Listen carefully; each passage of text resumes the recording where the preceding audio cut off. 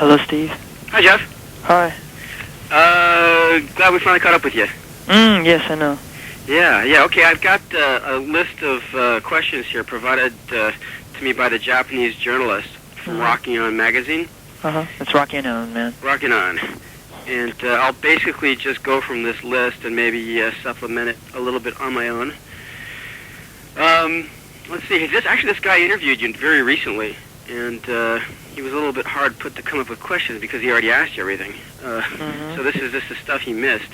You said that when you signed with Columbia, you demanded that the record company be sincere, patient, and not interfere with your...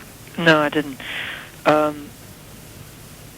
I didn't demand anything. Oh, really? Okay. Well, I don't know why he got this here. No. It was a question that Clive Davis asked me. He asked me, what are you looking for in a record company? In a relationship. And those three things I told him. Oh, I see. So it was just he just had a question like, well, what is it you're looking for? And I said this, and this. Okay, I guess I can phrase this question as, did you find those things in the record company? Yes. You can find it. It just depends on the people you work with and how you communicate yourself. You can find it anywhere. Yeah, so you've been happy with the way they've treated you so far? Yeah, sure. Yeah. I mean, we have our push and pull and our differences, but in the end, I'm the one that really knows best about the work. Like, yeah, did they have any input at all in the making of the record, Grace? No. Is that right? No. Just me. Did they provide any guidance though? Did they help you out in any way? No. All on your own.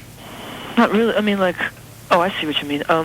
The studio was found was suggested by my A&R guy, who's he used to manage the cars. And these people are pretty they've been in the business for a while, but they're still kind of new, and they just sort of if you're in the music business, you sort of keep on connected, being connected with rock people, and you can sort of get to things easier through your connections. Not any reductions or anything. Actually, Andy Wallace got a really good deal from Bearsville just because he uses the place all the time.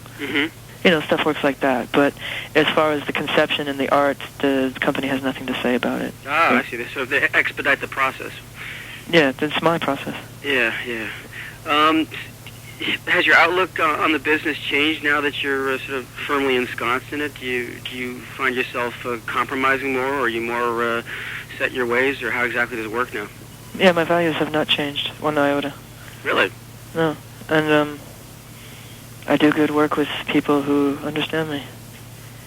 And it's great. It's great. I mean, both the record business will always be the same, but you can always do good things within it, and there's just such a propensity for difficult things to happen because it's such a demand. It's supply and demand, and it's a weird.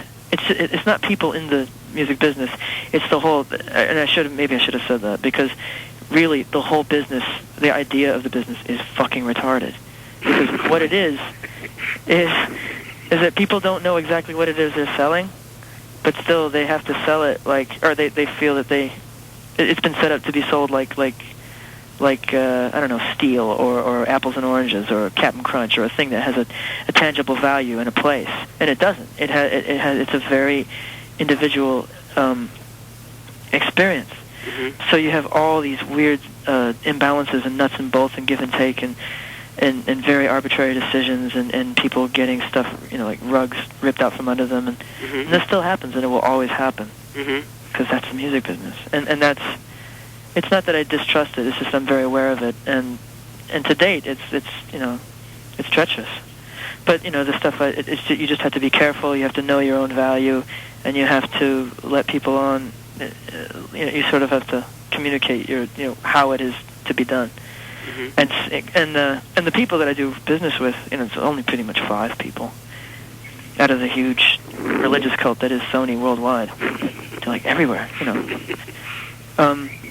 the people I deal with overseas are pretty good. They're pretty good. But I work closely with about 5 people. My A&R guy, my publicist, my product manager, senior vice president on the West Coast, Melissa, and Don. And I don't even see him. Oh, and Chris Stopchuk, the art director. So that he counts as the 5th guy. That's about it. Mostly only see Steve and Missy. I'm sorry, Steve and Leah. They are what? I mean, what's their position? Are they? Oh, my A&R guy and my product manager. Okay. But I just happen to like them. Have you? But I don't spend too much time up there. Uh-huh. You know? Although I used to at first because I didn't have any management at all, so I would be conducting things myself, and then finally I got management. It was pretty hard. So having dabbled in that yourself, I'm sure you're even more aware of what should be done then. I was sort of thrown into the situation because it happened without my say so. Like the interest happened. I never have pursued any music companies ever. Mm-hmm. And it just sort of fell into my lap, and so I was trying to deal with it. Mm-hmm. It's much easier to have a go-between. Mm-hmm. I'm much more comfortable. Has there ever come a time in all of this where you had to sort of draw the line and say, wait, this is the wrong thing to do, or I'm not gonna... Oh, tons of times. Really? Even before they're incepted. Really? Oh, totally. But I mean, like, what, for example, like, have you not wanted... Gap commercial, TV, lots of TV. Mm-hmm. The Jon Stewart Show, I forget. You know, I don't remember them now. But Jeff, like, what would be wrong with, like, TV or a Gap commercial? What exactly are... Gap commercial, at the time, I didn't... Well, actually, I don't even wear Gap clothes. Well, no, I don't think anybody in those ads does, but... I mean, I have, no, you'd be surprised. And I don't know, I just don't think it's me. How about, like, the performance on talk shows, though? Is there something... Although I'd love to do a live performance, like, on a music show. Oh, and I have. Yeah. You know, like in the U.S. I'm sorry, in the U.K., I mean. And in Canada. Mm-hmm. On Much Music, we just did, like, live in-studio performance of Grace. And that I approve of. It's really fun, and it really tells a good story. Like a accurate picture of what the music is. But on the Jon Stewart show, they wanted you to lip sync it or something? Oh, no. Just an offer came in to do it, and I just didn't think it was right. Mm-hmm. I think an offer came in. I may be wrong. No. It's live on the Stewart show. Mm-hmm. There is no American TV show where you lip sync. Mm-hmm. People pretty much do stuff live, and that's pretty cool. But you're worried about your music being misrepresented, maybe if it's just a short, like maybe they only give you 4 or 5 minutes. I just think I don't watch the Jon Stewart show. You know what I'm saying? Oh, okay. I wouldn't be able to. I don't know. I like to do things that have meaning to me, mm-hmm. and that are fun, and that are really that you know, the presentation has to match the music, mm-hmm. and vice versa. I just like a package deal. Mm-hmm.